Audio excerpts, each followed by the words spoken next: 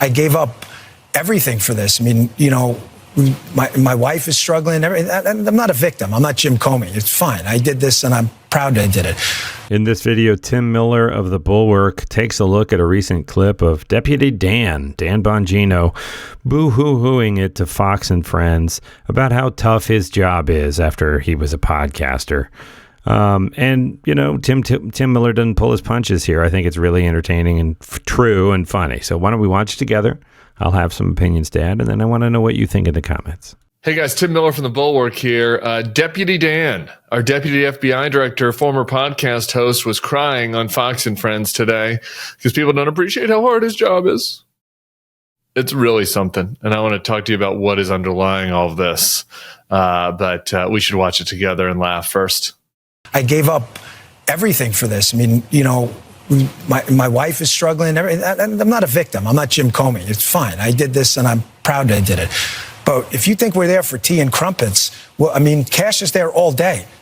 We share it. Our offices are linked. He turns on the faucet. I hear it. He's there he gets in at like 6 o'clock in the morning. He doesn't leave till 7 at night. You know, I'm in there at 7:30 in the morning. He uses the gym. I work out in my apartment. But I stare at these four walls all day in D.C., you know, by myself, divorced from my wife. Not divorced, but I mean separated, divorced. And it's hard. I mean, you know, we love each other, and it's hard to be apart. But you're doing some great work. You straighten out the FBI, you moving buildings. There's a lot of change. Okay, so there it is. It was really cute how Brian Kilmeade was trying to buck him up there at the end. It's okay, buddy. You're doing good.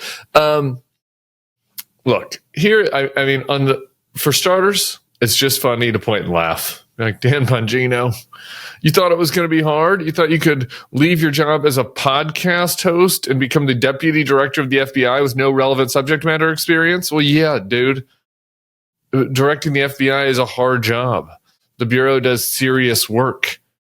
You know, being a conspiracy podcast host is not too hard of work. I should know, as a podcast host, I know how much work goes into it. It's not nothing. You know, we prep. I put in time.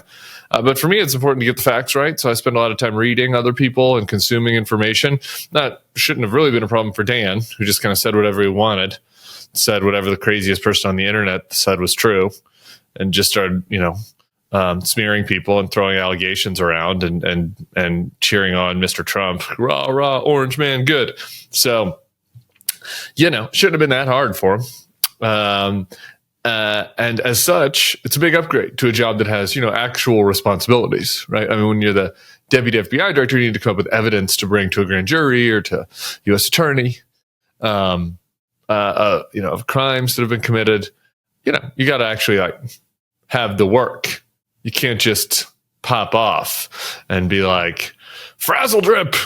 I think Hillary Clinton is potentially putting the skin of babies on her face and hiding young children in the basement of a pizza parlor that doesn't have pizza. You can't like do that sort of stuff. There's been a Q drop. You can't really do that stuff when you have to bring material to to other parts of the justice apparatus. Here's another thing, though. Here's what's really underlying why he was crying on Fox.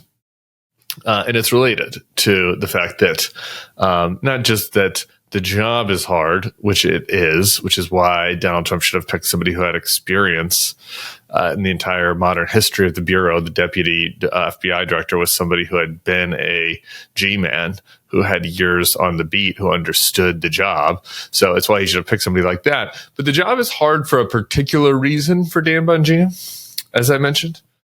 And that is that he has gotten rich and famous on parroting whatever his listeners wanted him to say, right? Like, he would say outlandish shit, and it didn't matter if it was true or not, okay?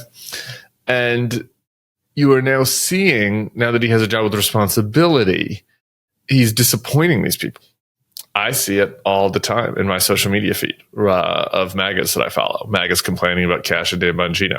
Oh, I think that is so fascinating. I don't follow any MAGA people. I'm going to leave that to Tim Miller, but I find that so fascinating. Will Sommer, who writes False Flag newsletter for us, has seen this and has documented this, which you should sign up for at thebulwark.com. Will Summers is about how a lot of the QAnon world, a lot of these guys are upset that, that there haven't been any arrests. Why haven't they gone after the Biden crime family yet? Right? There's been this list of issues. Epstein, well, let's go flashback to that clip where Patel and Bongino are talking about how Epstein really did kill himself, because this is an important subtext here. You said Jeffrey Epstein committed suicide. People don't believe it. Well, I mean, listen, they have a right to their opinion, but as someone who has worked as a public defender, as a prosecutor, who's been in that prison system, who's been in the Metropolitan Detention Center, who's been in segregated housing, you know a suicide when you see one, and that's what that was. He killed himself.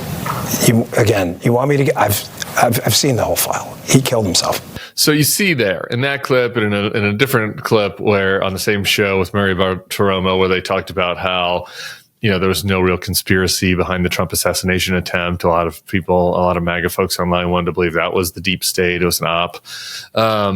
And so you have these series of issues. The Biden crime family, so-called, not getting arrested because they didn't actually do crimes. Epstein.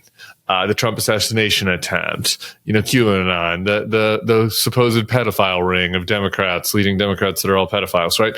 Like all this stuff for years and years, people on the right, content creators, which is what they were, like Cash and Bongino, had been riling people up about all this deep nefarious stuff that's happening behind the scenes. Okay. And now they're in a position of authority, and they can't follow through on any of those things, because when you go to a grand jury, you need more info than just your farts. Oh my God, that's so funny. There's a T-shirt there, I'm sure of it. There's that little inconvenience of the law.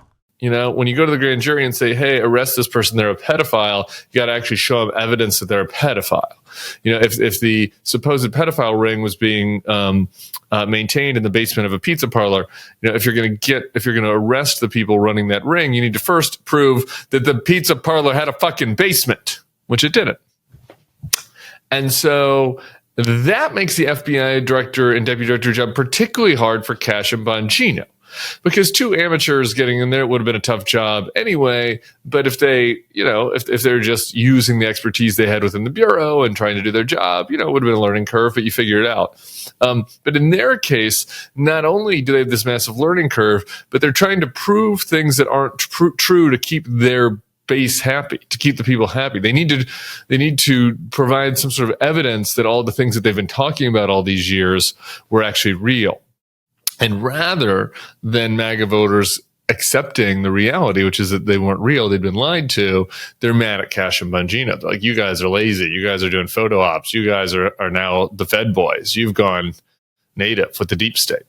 And this is making Dan Bongino unhappy. And I enjoy when Dan Bongino's unhappy. So sorry, Deputy Dan. That's the latest. Tough break that you got to work for a living now that you took this job. And good luck finding some real bad guys instead of the ones that you pretended were bad when you were a podcast host. And my guess is I'll probably be seeing you back here as a competitor on the YouTube podcast charts sooner rather than later. So I look forward to that very much. Zing. Tim Miller doing a great job of dunking on Cash Patel and Dan Bongino.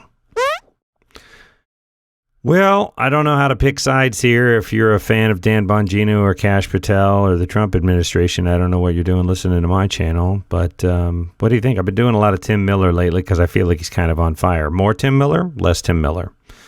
Always, you can go check out his stuff on the Bulwark directly. It's good stuff. Let me know what you think in the comments.